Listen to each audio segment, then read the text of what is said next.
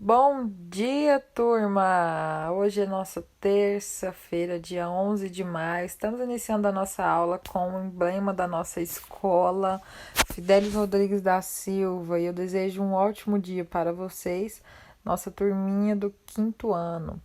Hoje nós temos a aula de língua portuguesa, matemática e história. Vamos fazer uma breve recapitulação do que nós vimos ontem na aula ao vivo. Vocês em língua portuguesa, eu espelhei, vou colocar aqui agora o que eu coloquei lá no quadro sobre os tipos textuais. Para que vocês consigam produzir textos, fazer a leitura, enfim, é importante conhecer. É muito importante conhecer os tipos textuais. Eles vão também auxiliar vocês o tempo inteiro a fazer as produções de texto, a responder a sempre as nossas atividades cotidianas. Então, nós vamos falar um pouco sobre isso na aula de hoje. Vocês já muito provavelmente viram sobre esse tema de tipos textuais, quais são os que existem, já ouviram falar sobre algum deles em outros momentos. E hoje nós vamos observar e analisar um pouco com um pouco mais de profundidade. Nós temos então 5 tipos textuais, como está descrito na tela.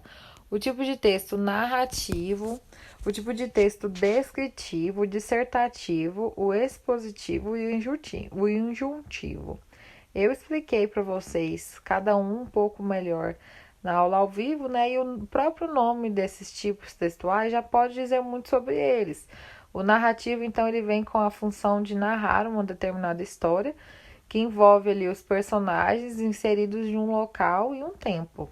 E eu exemplifiquei ali a parábola, a piada, o conto, novelas, telenovelas, telejornais.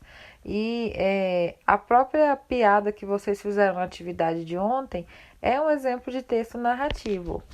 Tem também o texto descritivo, né, que vem com aquela função, como o nome já diz, de descrever, de expor uma característica de algo ou de alguém, como por exemplo o currículo. Tem o texto dissertativo, que apresenta um determinado tema, discorre sobre ele e finaliza a sua fala, como por exemplo a monografia, os artigos.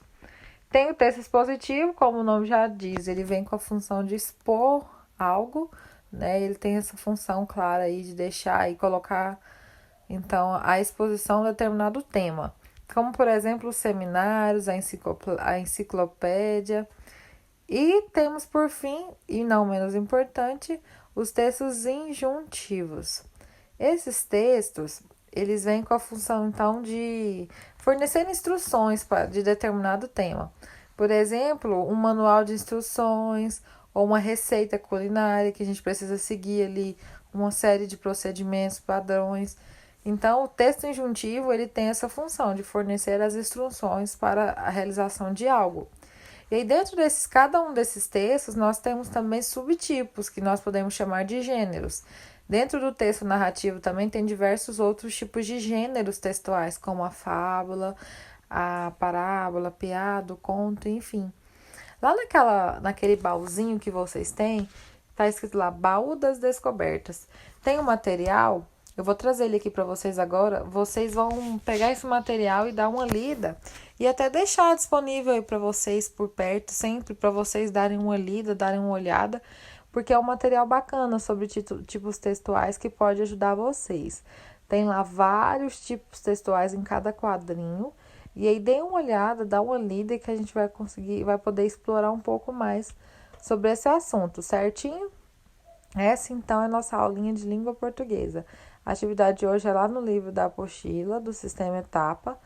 Façam lá, eu vou mandar o roteiro de atividades e me mandem, tá bom? Qualquer dúvida estou à disposição. Vamos seguir para a próxima aula, no próximo vídeo de matemática.